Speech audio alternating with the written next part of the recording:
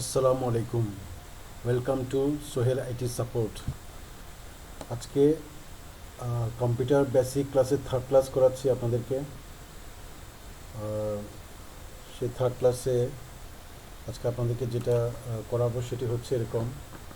অনেক সময় ইন্টারভিউতে আপনাকে কিছু প্রশ্ন করতে পারে, যেগুলো আপনার জানাটা খুব দরকার, যেহেতু আপনি ওখানে একজন কম্পিউটার ম্যান হিসেবে চাকরি প্রার্থী। তো ওরা এগুলো আপনার থেকে জানতে চাইবে, জিজ্ঞেস করতে পারে। তো সেরকম কিছু বেসিক জিনিস আমি আপনাদেরকে এখন বলে দিচ্ছি, দেখা দিচ্ছি।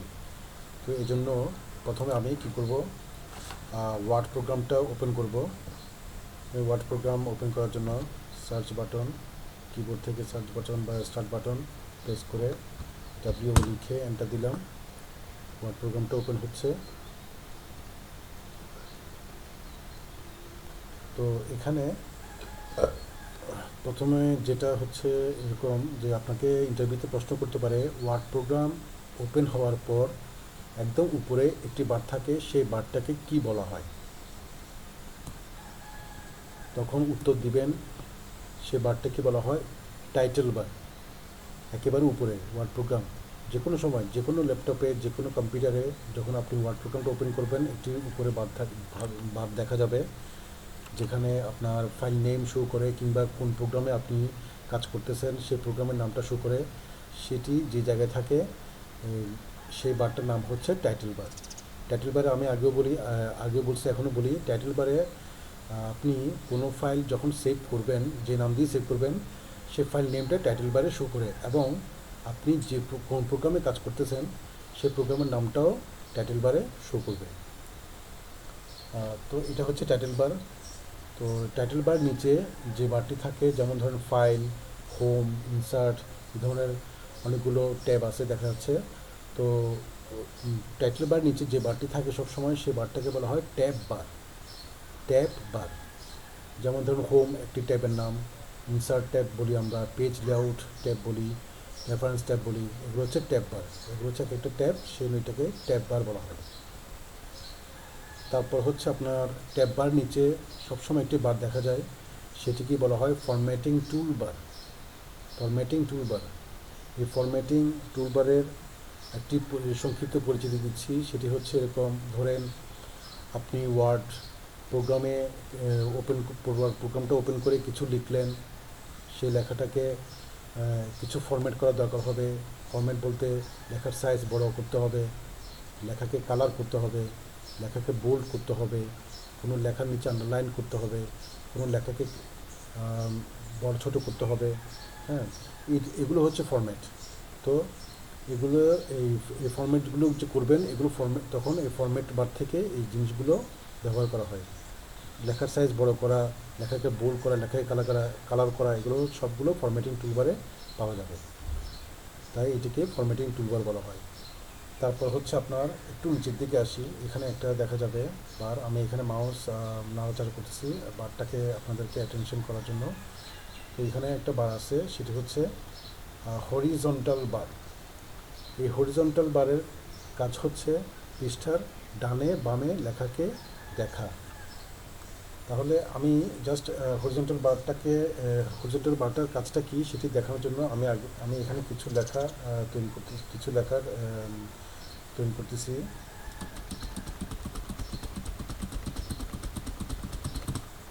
মনে করলাম এভাবে কিছু লেখা তৈরি করলাম। এখন আমি এবং লেখা তৈরি করে আমি জুমটাকে একটু বাড়াই দিব। জুমটাকে আমরা ফাইলের জুমটাকে বড় করার জন্য, জুম মানে বড় করে দেখানোর জন্য আর কি, লেখাকে জুম বড় করা হয় লেখাকে বড় করে দেখানোর জন্য। জুম পার্সেন্টেজ বাড়িয়ে দেওয়া। তো জুমের পার্সেন্টেজ বড় করার জন্য আমরা যেটা করতে পারি, কিবোর্ড থেকে কন্ট্রোল চেপে ধরে মাউসের স্ক্রল বার আছে, মাউসের মাঝখানে একটা স্ক্রল বার আছে, সেই মাউসের স্ক্রল বারটা সামনের দিকে টানলে দেখবেন জুমটা বাড়বে। যেমন আমি এখানে দেখাচ্ছি, আমার ফাইলে জুমটা বাড়তেছে। এখন দেখেন, এই যে জুম আমি যখন বড় করে দিলাম, তখন দেখা যাচ্ছে আমার ফাইলের ডান পাশে কিছু লেখা দেখা যাচ্ছে না। তো এই যে ডান পাশের লেখা দেখার জন্য আমরা তখন হরিজন্টাল বার, এই যে হরিজন্টাল বার, হরিজন্টাল বার মাউস নিয়ে এসে একটু ড্র্যাগ করলে তখন আমার ডান পাশের লেখাগুলো এভাবে দেখা যাবে। আবার ডান পাশের লেখা যখন আমি দেখছি তখন আমার বাম পাশের লেখাগুলো আবার দেখা যাচ্ছে না। ঠিক সেরকম আবার হরিজন্টাল বার মাউস নিয়ে চেপে বাম দিয়ে টানলে তখন বাম পাশের লেখাগুলো দেখা যাবে। এটা হচ্ছে হরিজন্টাল বার, পৃষ্ঠার বামে এবং ডানে লেখাগুলোকে দেখার জন্য হরিজন্টাল বার কাজ করবে। ঠিক তার পাশে হরিজন্টাল বারের একটু পাশে ডান পাশে দেখবেন একটা বার আছে, যেটাকে বলা হয় ভার্টিক্যাল বার। ভার্টিক্যাল বারের কাজ হচ্ছে পৃষ্ঠার উপরে এবং নিচের লেখাকে দেখার জন্য কিংবা পৃষ্ঠার উপরে নিচে যাওয়ার জন্য ভার্টিক্যাল বারের কাজ করবে। তো পৃষ্ঠার উপর নিচে যাওয়ার জন্য আমরা মাউস দিয়ে প্রথমে একটু দেখাই। আমি এই যে ভার্টিক্যাল বার আসলাম, আসার পর আমি এখানে মাউস একটু চেপে ধরে একটু ট্র্যাক করলাম, পৃষ্ঠার নিচে অংশতে আমি আসছি। আবার পৃষ্ঠার নিচের থেকে আপনি উপরের অংশে পৃষ্ঠার উপরে যেতে চাইলে মাউস আবার প্রথমে ভার্টিক্যাল বারে এসে মাউস আনবেন, তারপর মাউসের বাম বাটন চেপে ধরে একটু উপর দিকে টানবেন, ড্র্যাগ করবেন, তাহলে এভাবে পৃষ্ঠার উপরে এবং নিচে লেখা দেখা যাবে কিংবা আসা যাবে। এটা হচ্ছে মাউস দিয়ে ভার্টিক্যাল বারে মাউস দিয়ে কীভাবে পৃষ্ঠার উপরে এবং নিচে আমরা যেতে পারি সেটা মাউস দিয়ে আমি আপনাদেরকে দেখালাম। এখন আমরা এই পৃষ্ঠার উপরে এবং নিচে যাওয়ার জন্য আমরা মাউস ছাড়া কিবোর্ড থেকেও আমরা সেটি করতে পারি। পৃষ্ঠার উপরে এবং নিচে যাওয়ার জন্য কীভাবে, প্রত্যেকটা কিবোর্ডে দেখবেন পেজ আপ এবং পেজ ডাউন নামে দুটো কি থাকবে। সেটি হচ্ছে আপনার কিবোর্ডের ডান পাশে একটু নাম্বার কি এর একটু বাম পাশে আর কি, এন্টারের ঠিক ডান পাশে এখানে পেজ আপ পেজ ডাউন নামে দুটো কি দেখবেন, অথবা পিজি আপ অথবা পিজি ডাউন, যে দুটো কি দেখবেন সেটি হচ্ছে পেজ আপ পেজ ডাউন। এই পেজ আপ এবং পেজ ডাউনের মাধ্যমেও কিবোর্ডে পেজ আপ এবং পেজ ডাউন যে দুটো কি আছে এটার মাধ্যমেও আপনি পেজের উপরে পৃষ্ঠার উপরে আপনার ফাইলের পৃষ্ঠার উপরে এবং নিচে যেতে পারবেন। যেমন ধরুন আমি এখন কিবোর্ড থেকে আমি পিজি ডাউন বা পেজ ডাউন যেটা আছে সেটা প্রেস করতেছি, পৃষ্ঠার নিচে আসলাম। আবার পৃষ্ঠার নিচে থাকা অবস্থা আমি কিবোর্ড থেকে পিজি আপ বা পেজ আপে প্রেস করতেছি, তাহলে পৃষ্ঠার উপরে আসলাম। এভাবে আমরা পৃষ্ঠার উপরে এবং নিচে যাওয়ার জন্য পেজ আপ এবং পেজ ডাউনটা ইউজ করতে পারি।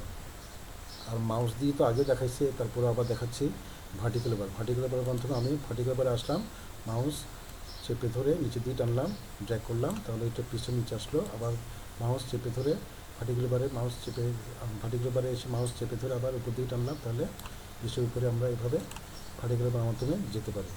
তো এটা হচ্ছে, এগুলো হচ্ছে খুবই বেসিক জিনিস, এগুলো জানা খুব দরকার। এরপর আমরা যেটা তাহলে ভার্টিক্যাল বার আসলাম, এইভাবে এগুলো হচ্ছে ওয়ার্ড প্রোগ্রাম ওপেন করলে এই জিনিসগুলো আপনি দেখতে পাবেন, সুতরাং এগুলো জেনে রাখা দরকার।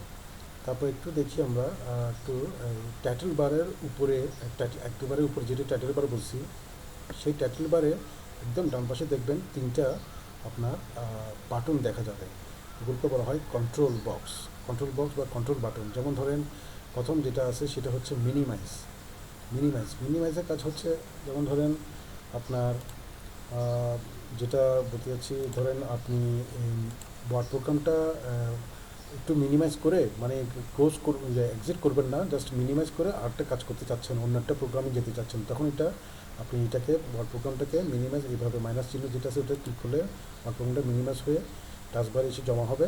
তারপর আপনি অন্য প্রোগ্রামে গিয়ে অন্য প্রোগ্রামটাকে ওপেন করতে পারবেন, বা অন্য কোথাও যেতে দরকার হলে তখন সেখানে যেতে পারবেন, সেটা ওপেন করতে পারবেন।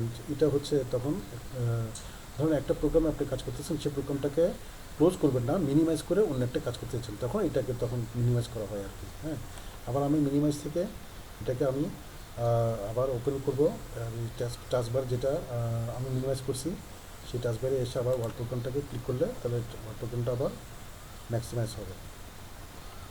তো এটা হচ্ছে মিনিমাইজ। তারপর হচ্ছে মিনিমাইজের ডান পাশে যেটা সেটা হচ্ছে ম্যাক্সিমাইজ হচ্ছে, যেমন ধরেন আপনার এটা ক্লিক করলাম, অনেক সময় দেখা যাবে যে আপনি হয়তো এটাও কিন্তু ভেরি একটা ইম্পর্টেন্ট বিষয়, সেটি হচ্ছে এরকম, ধরেন আপনি কোনো একটা জায়গায় ইন্টারভিউ দিতে গেছেন, হ্যাঁ, সেই ইন্টারভিউতে আপনার দেখা যাচ্ছে